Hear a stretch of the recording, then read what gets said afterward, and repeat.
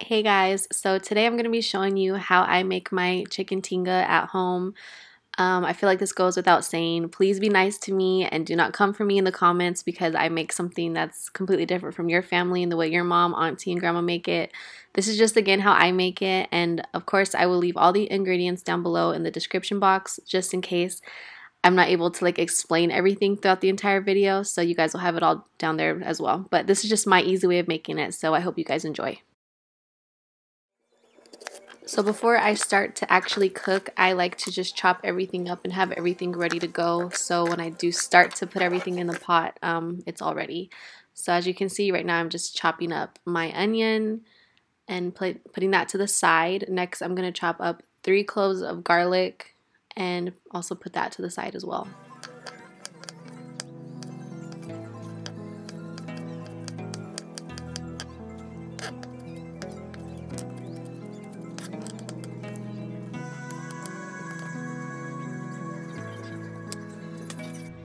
So like I said, this is a part of the video where it might be different from the way your family cooks, but I just get the chipotle peppers in a can and make sure that it's in adobo sauce. So for me and my family, we just use 2 of the peppers because these are pretty spicy, and you guys just have to keep in mind, like, I'm also cooking for toddlers, so I'm not going to burn their mouth with the peppers. I actually went ahead and I cooked the 2 chicken breasts on each side for about 6 minutes. I'm not looking to cook the chicken all the way through because we will be baking it, but you just want to make sure your chicken gets brown.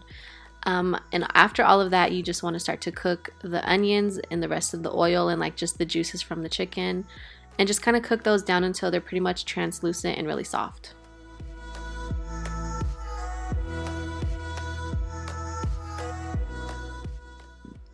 So I cooked these for about 6 to 7 minutes, and then I'm just going to go ahead and add my garlic.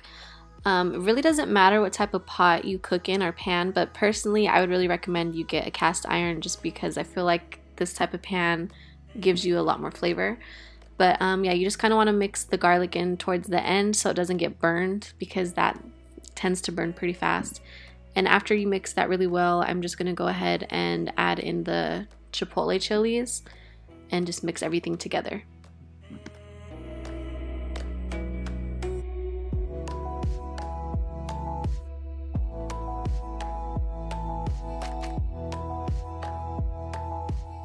So once they are all friends, you just want to go ahead and add your tomato sauce in and just mix that, and then go ahead and add your 1 cup of chicken broth.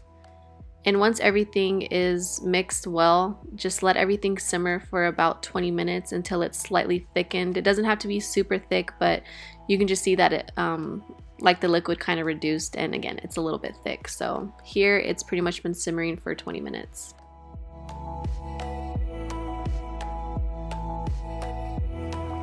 This is almost done simmering, and honestly, if you wanted to, you can just keep it like this and pour it over the chicken to bake. But since I have toddlers, I know they're not going to eat chunks of onion, which is why I like to puree the sauce. So yeah, like I said, this is optional because I know a lot of people also like to eat the onions like this. But again, I have toddlers who are not going to eat the onion straight up like that, so that's really the only reason why I puree it.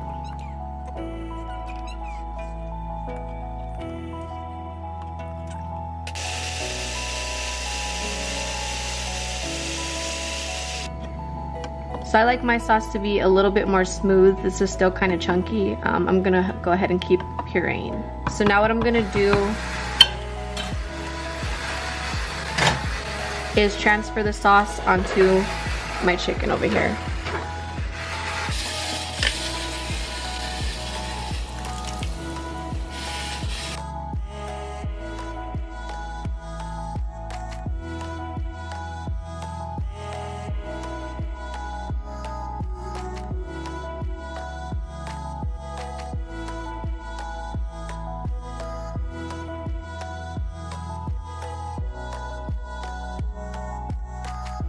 Alright you guys, so now it's time to assemble the tostada. So traditionally, I know a lot of people like to put sour cream or something on it. Personally, we don't really eat sour cream in our house, so we're not going to do that, but feel free to do that because I know sometimes it can calm down the spiciness. So as far as toppings, it's honestly whatever you want. I know a lot of people like to put like cabbage and avocado, but we don't have that, so I'm not going to do that today. But let's just assemble the tostada how we do it, and then it's time to finally eat.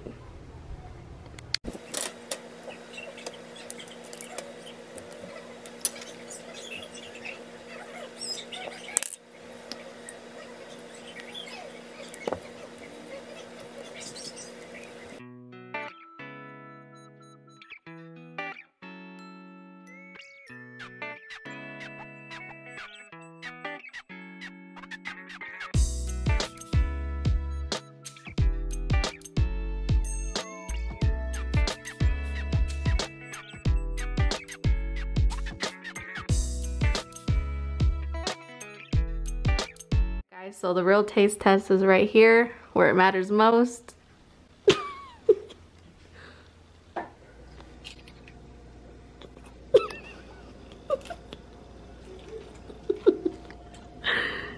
Is it good, even though you're making a mess? It's delicious. You have cabbage. Come on, Cinnamon, eat that. That's really good. I hope you all enjoy this recipe, and if you do end up making this, please tag me or let me know. And if you enjoyed it, give this video a thumbs up, and I will see you all in my next one.